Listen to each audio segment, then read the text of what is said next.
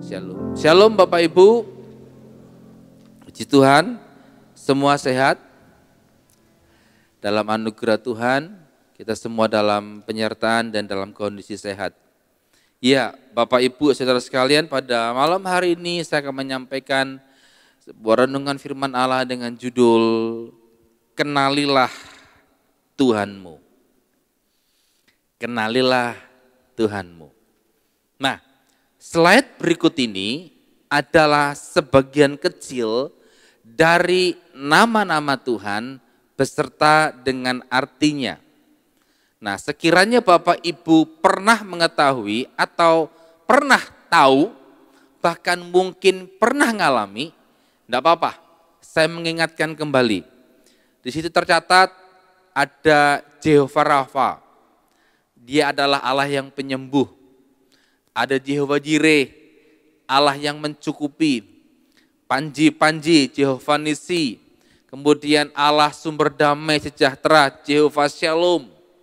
Dan Tuhan adalah gembalaku, Jehovah Rohi. El Shaddai, Maha Kuasa atau Maha Kuat. El Gibor, mengalahkan musuh. El Roy, Tuhan melihat. Zebaot, penguasa tentara sorga. Sikenu, Tuhan adalah keadilanku. Ini baru 10. Padahal ada banyak lagi nama-nama predikat Allah tentang siapa dirinya. Saya ambil 10 saja. Nah, dari 10 yang saya tampilkan di tempat ini, mungkin ada dari Bapak, Ibu, Saudara sekalian yang sedang membutuhkan. Aku hari ini lagi butuh Tuhan sebagai Jehovah Jireh, Allah yang mencukupi. Saya masih punya tanggungan, saya masih punya utang yang deadline-nya tinggal beberapa hari. Saya berdoa sungguh-sungguh supaya Allah mencukupi. Mungkin ada di antara Bapak Ibu Saudara sekalian juga yang berkata, aku saat ini lagi bingung Pak, masalahku berat. Aku tidak tahu harus bagaimana melangkah, tapi hari ini aku minta Jehovah Shalom, damai sejahtera yang memberikan kepadaku sebuah keadaan supaya hatiku tenang, bisa menghadapi masalah yang ada.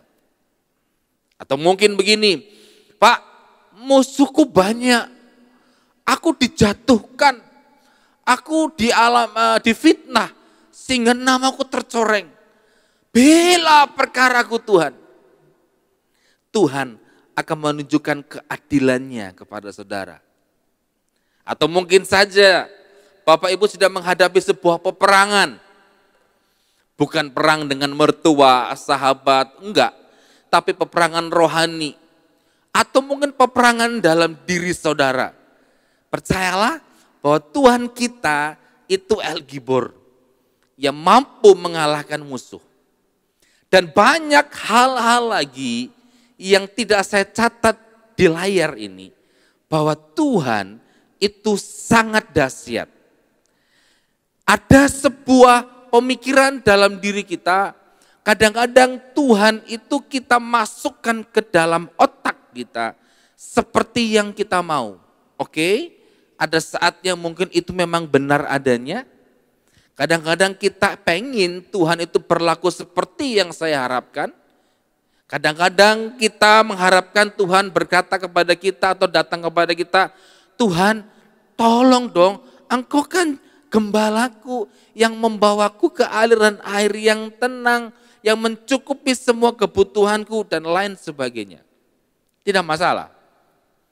Dari semua nama-nama Allah tadi yang saya sebutkan kepada saudara, bagaimanakah caranya supaya saudara mengalami pengalaman itu?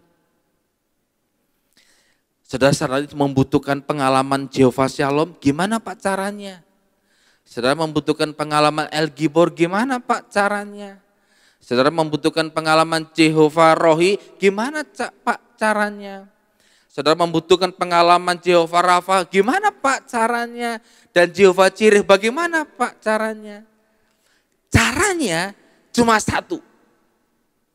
dari semua eksistensi Allah dengan kemahakuasaannya, caranya untuk mengalami itu semua cuma satu, doa. Sesimpel itukah? Mari kita belajar bersama-sama. Yesaya pasal yang ke-55 ayat yang ke-6 sampai ayat yang ke-9. Carilah Tuhan selama ia berkenan ditemui. Berserulah kepadanya selama ia dekat. Baiklah orang fasik meninggalkan jalannya dan orang jahat meninggalkan rancangannya. Baiklah ia kembali kepada Tuhan, maka ia akan mengasihinya. Dan kepada Allah kita, sebab ia memberi pengampunan dengan limpahnya. Sebab rancanganku bukanlah rancanganmu, dan jalanmu bukanlah jalanku. Demikianlah firman Tuhan. Seperti tingginya langit dari bumi, demikianlah tingginya jalanku dari jalanmu, dan rancanganku dari rancanganmu. Mari kita berpijak dari ini. Nah, karena dari sini kita akan melihat betapa eksistensi dari doa itu bisa membawa kita kepada sebuah pengalaman-pengalaman tadi nama-nama Allah itu. Kata carilah itu memiliki 3 pengertian. Setidaknya ada 3 pengertian utama. Yang pertama itu mencari dengan hati-hati. Ini diperlukan kesungguhan dan keseriusan. Enggak asal, enggak 1-2 kali, tapi tenanan. Mencari Tuhan dengan hati-hati, dengan sungguh-sungguh. Kemudian kata carilah juga pengertian begini, mencari dengan doa dan penyembahan. Jadi ternyata pujian, penyembahan dan doa itu menjadi sebuah satu paket. Tidak bisa dipisah satu dengan lainnya. Dan yang ketiga, kata carilah itu punya pengertian konsultasi. Menanyakan, Tuhan, apa yang harus saya lakukan? Tuhan, aku menghadapi seperti ini, terus aku kudu piye? Langkah apa yang harus saya lakukan? Nek aku melangkah A, nanti resikonya begini. Kalau aku melangkah ke B, resikonya begini. Kalau aku maju, nanti akan berakibat seperti ini, apalagi mundur. Dan sedangkan saya berdiri saja, tidak melakukan apa-apa pun ada risikonya. Nah, kata carilah itu seperti itu. Jadi kita sedang ngomong, sedang berkomunikasi dengan Tuhan. Sedang bertanya kepada Allah. Kadang-kadang dalam kehidupan kita, Bapak Ibu, kita harus sadar bahwa kita tidak selalu berada dalam sebuah jalan yang diharapkan. Tapi kalau kita ini nanya ke Tuhan, bahkan ketika saudara akan melakukan sesuatu kita bertanya, Tuhan, kalau aku mau melakukan ini, kira-kira gimana ya? Kira-kira gimana ya? Ini yang menjadi sebuah dasar bahwa ternyata kehidupan kekristenan itu tidak bisa dipisahkan dengan doa. Doa itu adalah komunikasi. Bicara dengan Allah, bicara dengan Dia apa adanya. Bicara dengan Tuhan itu bukan formalitas, bukan protokoler, bukan kaku. Bukan. Saudara pernah berdoa kepada Tuhan begini, Tuhan, aku lagi butuh ini, tolong dong kasih. Atau saudara pernah berkata, mendengar seorang anak berbicara kepada Tuhan dengan doanya, Tuhan, aku minta sepatu, anak kecil, karena sepatuku jebol, tapi doanya di depan bapaknya. Tuhan tolong berkati supaya aku punya sepatu, ngomongnya di depan orang tua. Apakah salah? Enggak. Dia sedang mengekspresikan doanya kepada Allah dengan apa yang dia bisa lakukan, dengan apa yang dia bisa perbuat. Karena bicara dengan Tuhan itu bicara sebagai seorang yang dari di kita, ucap bukan secara personal. Maksudnya personal begini, pribadi. Saudara, ketika kita menyembah Tuhan di tempat ini, kita beribadah, ini kumpul bareng. Ngumpul jadi satu. Tetapi tahukah saudara, Tuhan itu pengen banget. Tuhan pengen ngomong ke kita. Secara personal melalui doa-doa kita.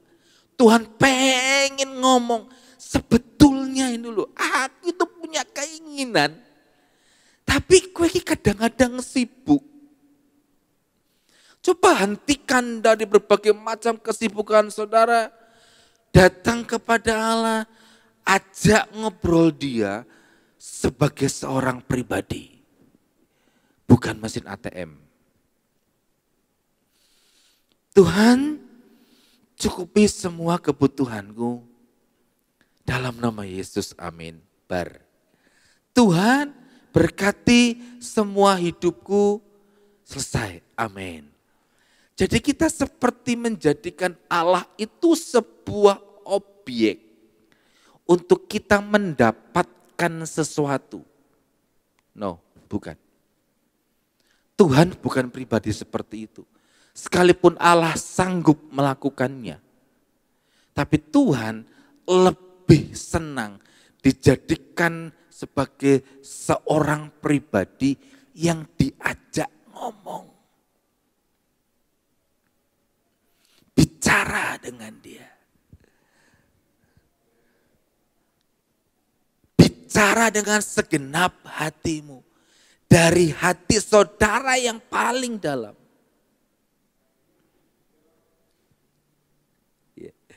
Jadi ketika saudara berkata kepada Tuhan, Tuhan, apa yang harus aku perbuat?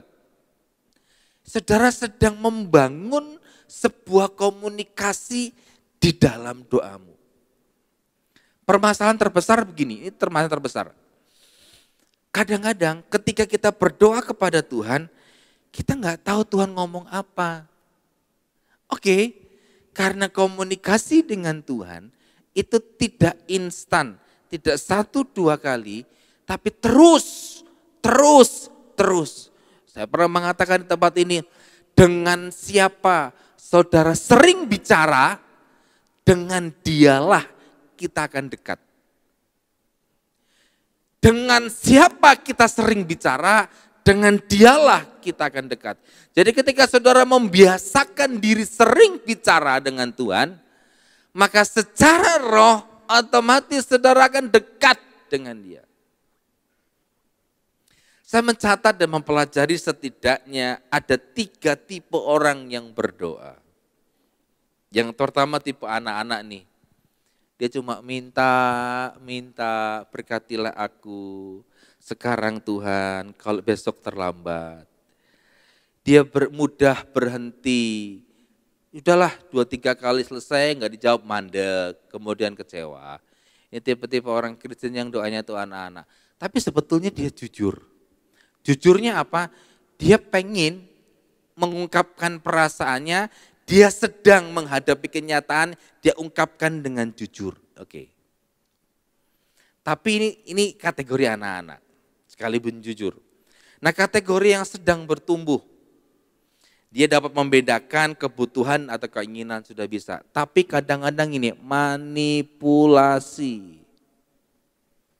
Manipulasi begini, Tuhan, kalau engkau jawab doaku, aku baru mau ke gereja. Tuhan, kalau engkau berkati aku sekarang, aku mau melayani engkau. Jadi kita tuh menginginkan sesuatu kepada Allah, baru kita melaksanakan kehendak Tuhan. Apakah ada? Ada. Saya menasihati, saya enggak ke gereja dulu. Loh, kenapa? Lagi ada pergumulan. Loh, salah. Justru ketika Anda dalam pergumulan, datang doa. Datang ibadah. Enggak nunggu Tuhan jawab dulu. Pertanyaan saya, kapan dijawab? Enggak tahu. Lah kalau Tuhan enggak jawab, ya saya enggak ke gereja-gereja, saya enggak melayani. Loh, manipulatif. Gitu. Jadi kita seakan-akan kita, oke Tuhan, aku mau melakukan seperti yang engkau perbuat, tapi tolong selesaikan dulu masalahku. Ini manipulatif nih. Ini manipulasi nih. Jadi kita sedang pakai takut memaksa Tuhan mengabulkan doaku. Tolong yang ini selesaikan Tuhan. Baru saya mau lakukan ini. Bayangin. Ini ya oke, masih bagus lah. Tapi ini bukan hal yang Tuhan mau sebetulnya. Masih dalam proses pertumbuhan. Orientasinya itu masih jawaban. Jadi ketika kita mengerti hal ini, maka kita mulai merubah. Ternyata doa itu perlu yang namanya kedewasaan. Bukan berdasarkan keinginan atau kebutuhan, tapi sebuah hubungan. Doa itu berdasarkan kehendak Tuhan. Yang paling utama ketika saudara berdoa kepada Tuhan adalah ngobrol dengan Allah. Makanya doa itu adalah DOA, dialog antara orang dengan Allah. Bicara dengan Tuhan. Kadang-kadang Tuhan cuma ngasih satu tanda kecil. Itu Tuhan sudah ngasih ngomong, sudah ngasih respon. Kadang-kadang sebelum kita mengalami sebuah peristiwa tertentu, Tuhan sudah ngasih tanda, ini tandanya. Ya kalau ini sudah tandanya, jangan terusin. Bagaimana kita bisa tahu seperti itu? Karena begini, karena kita biasa berdoa, biasa melakukan banyak hal. Kalau saudara mengerti hal ini, maka hidup di dalam doa itu bukanlah hal yang sulit. Departemen yang paling sedikit anggotanya ketika dibuka pendaftaran adalah departemen doa. Dari dulu saya pernah mengumumkan di sini, ayo yang mau gabung departemen doa, gabung dengan kita. Sampai sekarang, puji Tuhan, tidak ada. Tapi siapa yang mau melayani di bidang aser, mungkin musik, orang mulai daftar. Saya tidak menyalahkan. Memang kalau talenta saudara seperti itu, menyanyilah. Dan kalau saudara orang yang murah senyum, jadilah aser. Itu tempat saudara. Karena asal mari selam, walaupun pakai masker tapi kan ekspresinya kelihatan begitu. Tetapi memang untuk masuk dalam sebuah bingkai, sebuah doa, orang mulai seto. Aku iso ora ya? Ya karena saudara menganggap doa itu formal yang sangat protokoler. Tuhan yang di sorga, kami di bumi, Engkau besar, aku kecil, seperti belalang. Engkau Tuhan yang maha kuasa, kami debu tanah. Jadi perbedaannya jauh banget. Padahal jelas di doa Bapa kami bilang ini, Bapa kami yang di surga, our Father.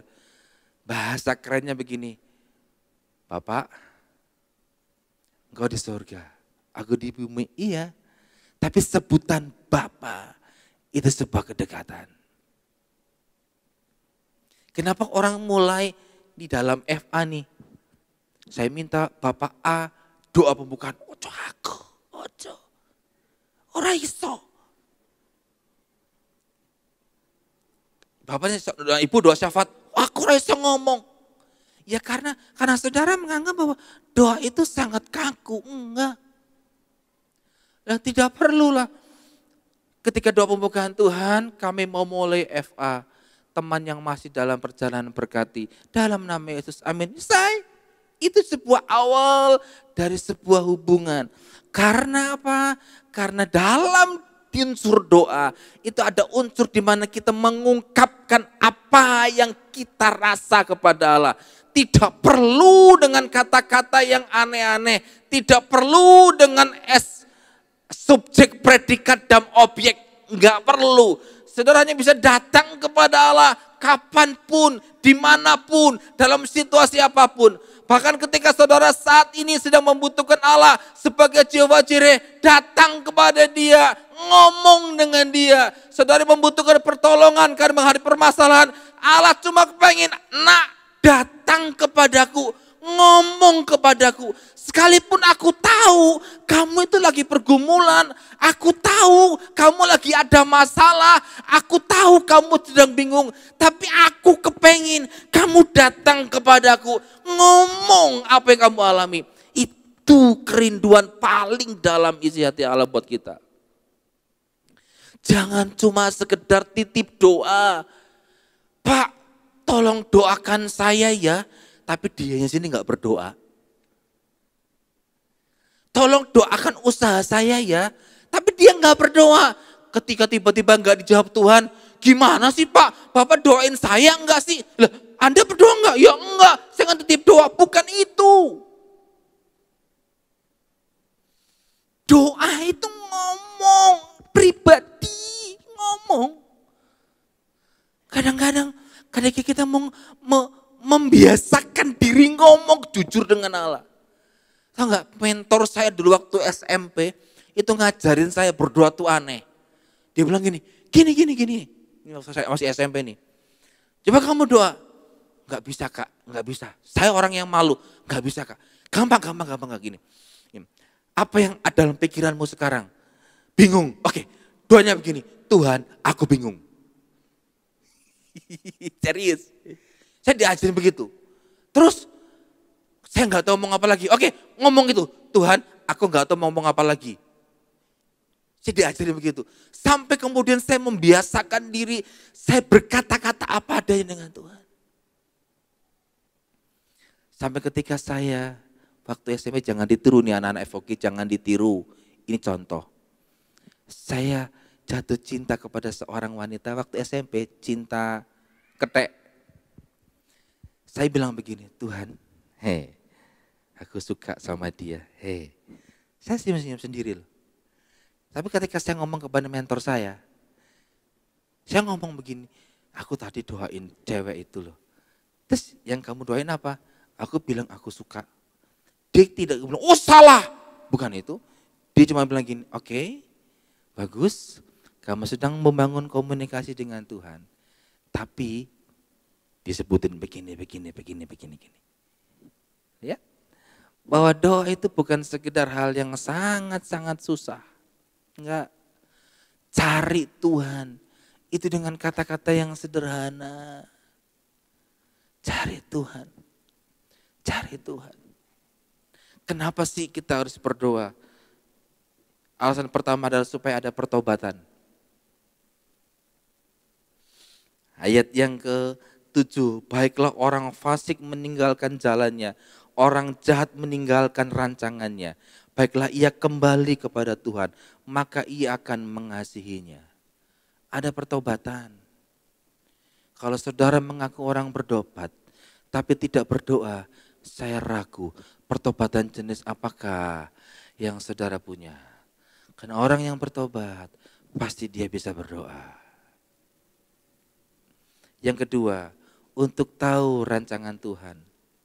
Bahwa belum tentu kita berada pada jalan dan rancangan Tuhan, sekalipun itu baik adanya. Belum tentu. Kadang kita perlu bicara kepada Allah, Tuhan, langkahku itu seperti apa? Tapi sekarang semuanya baik-baik saja. Kenapa kita enggak bertanya? Wow. Sebuah survei mulai dari sejarah gereja-gereja awal sampai hari ini. Tahukah Bapak Ibu, tempat yang paling berbahaya di dunia, tempat paling berbahaya dan paling nyaman bagi orang Kristen adalah apa? Padang rumput yang hijau. Sekalipun Allah menjanjikan, Tuhan adalah gembalaku, takkan kekurangan aku. Ia membaringkan aku di padang rumput yang hijau. Tapi kita terlalu sering di rumput yang hijau, kita terlena. Saya bersyukur Mazmur 23 bukan cuma sekedar berhenti di tempat padang rumput yang hijau. Tapi kalimat yang selanjutnya bilang begini, sekalipun aku berada dalam lembah bayang-bayang maut, gadamu dan tongkatmu itulah yang menghibur aku. Jadi tempat yang paling berbahaya bagi kekristenan kita, sehingga kita lupa berdoa, lupa cari Tuhan. Itu ketika saudara sehat, baik-baik saja, harta melimpah, rezeki lancar, semuanya running well, tidak ada halangan apa-apa, dan kita mulai lupa, melupakan Tuhan dan lupa berdoa dan berkata, kayaknya semua baik deh, ya sudahlah cukup. Tapi ketika saudara berada dalam sebuah pergumulan-pergumulan tertentu, jangan pernah tinggalkan Tuhan. Ada kalanya memang ketika saudara saat ini menghadapi jalan buntu, itu Tuhan tuh lagi ngajak saya, ngajak saudara, nah aku pengen ngomong sama kamu, ayo doa. Kadang-kadang Tuhan itu ngajarin saya doa untuk hal-hal yang tidak saya pernah mengerti. Tapi itu yang harus dilakukan. Tiba-tiba dalam hati saya ini muncul, kamu doakan hal ini. Lah ini apa hubungannya dengan saya? Enggak ada. Tapi doakan. Saya doakan. Tiba-tiba ketika Tuhan berkata kepada saya dalam peristiwa apapun, mungkin lagi di depan komputer, tiba-tiba stop, sediakan waktu sekian menit saja, kamu berdoa untuk orang ini. Saya lakukan. Kenapa kok gampang banget Pak mendengar suara Allah? Karena begini, saya membiasakan diri bicara ngobrol dengan Tuhan. Bahkan ketika saya menyempatkan waktu berdoa pribadi, malam hari, dini hari, subuh, saya tidak berdoa untuk keluarga saya. Saya bertanya, aku pagi ini kesel Tuhan. Tapi mbok bangun ke kon tangi, ya aku tangi. Saiki Tuhan maunya apa sih? Kenapa saya lagi capek, Tuhan bangunkan saya. Saya mulai perbincangan doa saya dengan Tuhan seperti itu. Tadi pagi jam 3:30 saya bangun. Roh Kudus bilang duduk doa. Saya lihat jam 3:30 Tuhan. Saya ngitung nanti saya khotbah. Kemudian saya persiapan, aku tak tidur tidik. Ini Roh Kudus bilang enggak, duduk doa. Oke, saya ke kamar mandi, saya kencing sebentar, saya duduk di tempat tidur. Yes Tuhan, karepmu apa? Dadak kon sembahyang esuk-esuk. Tuhan mengungkapkan banyak hal. Begini loh. Dan itu saya catat selalu di handphone saya. Kadang-kadang saya diperintahkan Allah untuk melakukan sesuatu yang di luar pikiran. Karena komunikasi dengan Tuhan. Beberapa waktu yang lalu kan istri saya sakit, dirawat di rumah sakit. Jadi 2 minggu sebelum ini, 3 minggu kalau nggak salah, yang pertama sakit istri saya, kemudian 1 minggu dia sakit, setelah itu anak saya sakit, yang kecil, kemudian saya sakit, saya sempat nggak ngantor 2 hari, saya sakit, kemudian karena saya capek ya, kan orang sakit capek di tempat tidur terus gitu, saya tuh nggak iso meneng. Dalam kondisi lemah tubuh, tak resik-resik kamar, resik-resik opo, pokoknya lah, supaya keringetnya keluar gitu. Enggak enak aja lah gitu. Saya mengerjakan banyak hal, walaupun dalam kondisi sakit, supaya tubuh saya bergerak begitu. Terus tiba-tiba istri saya bilang begini, yang kamu ingat enggak sebuah kalimat lagu? Bila gunung di hadapanku, tak jua beranjak. Kau berikan aku kekuatan untuk mendakinya. Malam harinya kami berdoa, saya dengan istri dan anak-anak berdoa, nyanyi lagu itu. Ini kondisi saya sakit, anak saya sakit, istri saya sakit. Doa, nyanyi pujian itu, nangis. Kemudian saya berdoa begini, Tuhan, kami enggak minta sembuh. Ini kondisi kami sakit. Badan enggak enak. Anak saya 2 hari enggak sekolah. Kami nggak minta sembuh. Kami minta kekuatan untuk mendaki gunung ini. Kalau gunung ini Tuhan yang kami lalui, itu tidak beranjak dari kami. Kami minta kekuatan Allah untuk menaiki gunung ini. Serius, saya tidak minta kesembuhan waktu itu. Saya cuma minta ini. Kalau Tuhan, kami sekeluarga harus naik gunung ini, berikan kami kemampuan, kekuatan untuk menaikinya. Benar, puncak dari gunung itu adalah ketika istri saya diopname. Oke, jalani, jalani. Jalani aja, jalani. Karena saya tahu ketika saya menghadapi sesuatu hal dalam peristiwa apapun, Tuhan tuh bisa ngomong, bisa punya kehendak. Maka dari itu Bapak Ibu, biasakan bicara dengan Tuhan, biasakan ngobrol dengan Allah, biasakan konsultasi dengan Allah.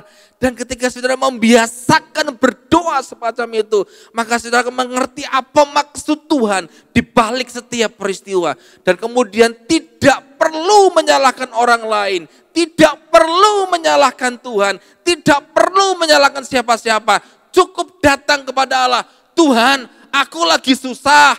Tuhan, aku lagi bingung. Tuhan, aku lagi butuh pertolongan. Sekarang apa yang harus aku lakukan? Biasakan hidup saudara berkata demikian. Ngomong dengan Allah, ngobrol dengan Tuhan. Sesederhana itu. Tuhan tidak seperti perjanjian lama yang harus membawa kambing domba, datang kepada imam, disembeli, kemudian imam mempercikan darahnya, orang itu baru kudus. Enggak. Tuhan tidak seperti itu. Kadang kita cuma perlu menyediakan waktu dan tenaga dan berkata, Tuhan, tolonglah aku. Aku tidak tahu apa yang harus aku perbuat. Tapi aku menyempatkan diriku berkata kepada Allah, Tuhan, aku perlu Engkau. Tunjukkan jalanmu. Kadang-kadang kita berjalan di luar dari apa yang Tuhan mau. Kiranya fakta-fakta ini membuat saudara semakin berdoa kepada Allah. Fakta apakah itu? Kita lihat bersama-sama. Bahwa di tahun 2023, CNBC Indonesia, tanggal 15 Agustus 2002 berkata, ekonomi dunia gelap, harga minyak makin tinggi. CNBC Indonesia 30 September 2022, Inggris itu mengalami resesi saat ini. Banyak yang kurang makan, itu yang poin 4 itu. Banyak orang, banyak perempuan yang melacurkan dirinya hanya supaya dapat makan. Ini di Inggris. Di berbagai macam surat kabar sudah ada. Ada anak yang hanya diberi sanggup permen karet aja ketika istirahat sekolah supaya ada sesuatu yang bisa dikunyah.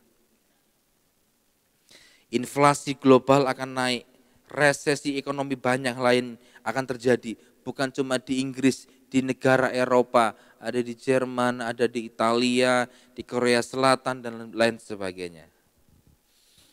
Banyak media-media online menuliskan bahwa tahun depan gelap, asli gelap. Presiden Jokowi berulang kali bilang gini kepada masyarakat, bahwa tahun depan itu tahun yang berat. Sekalipun Indonesia menjadi negara yang didaulat oleh Bank Dunia, dengan sebagai negara yang paling kuat, paling bisa dan paling tahan menghadapi resesi global, tapi bukan berarti tidak ada akibatnya, tetap ada akibatnya. Melihat situasi yang seakan-akan gelap ini, kenapa kita nggak datang kepada Allah? Tuhan, menurut dunia, tahun depan tuh resesi ekonomi, dan itu mendunia, Eropa, Amerika, Asia, semuanya itu panjang. Bahkan sebuah survei bilang begini, perang Ukraina dan Rusia itu akan berlangsung sampai 5 tahun ke depan. Dan itu akan menimbulkan sebuah jangka panjang begitu. Mulai gandumnya tersendat, minyaknya tersendat, dan banyak sekali yang lain. Akibatnya harga-harga barang naik. Orang bilang begini, di depan gelap. Oke, tahun depan mungkin resesi. Tapi saya beritahu janji Tuhan kepada saudara. Di tengah-tengah keadaan resesi yang mungkin saja terjadi di tahun depan. Janji itu terdapat dalam Yeremia pasal yang ke-29 ayat yang ke-11. Alkitab bilang begini, sebab aku ingin mengetahui rancangan-rancangan apa yang ada padaku mengenai kamu. Demikianlah firman Tuhan, yaitu rancangan damai sejahtera dan bukan rancangan kecelakaan, untuk memberitakan kepadamu hari depan yang penuh harapan. Amin. Bagaimana caranya Pak? Saya percaya firman Tuhan ini memberikan kepadamu hari depan yang penuh harapan. Sederhana, doa. Saya undang pemain musik, worship leader. Ada 3 cara saudara berhasil dalam kehidupan. Ini bagian terakhir. 3 cara saudara berhasil dalam hidupmu. Yang pertama, doa. Yang kedua, berdoa. Dan yang ketiga, berdoa. Ada banyak peristiwa yang di depan yang kita tidak tahu. Bisa tayangkan tadi nama-nama Tuhan dulu. Saya ulangi ini.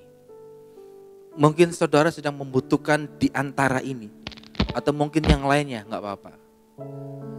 Tapi kalau saudara ingin merasakan atau Tuhan ingin melakukan seperti yang saudara harapkan. Mungkin salah satunya di atas ini. Belum terlambat untuk kita berdoa. Saudara yang mungkin saat ini sedang bingung, Allah akan tunjukkan jalan. Saudara yang membutuhkan keuangan harus membiayai utang-utang, Allah akan mencukupinya. Saudara yang mungkin sakit, Allah Jehovah Jireh. Bagaimana kita bisa menikmati semuanya itu dengan doa. Amin. Pujian penyembahan yang kita naikkan hari ini membawa kita semakin dekat. Ungkapkan semuanya kepada Allah dengan segenap hati kita.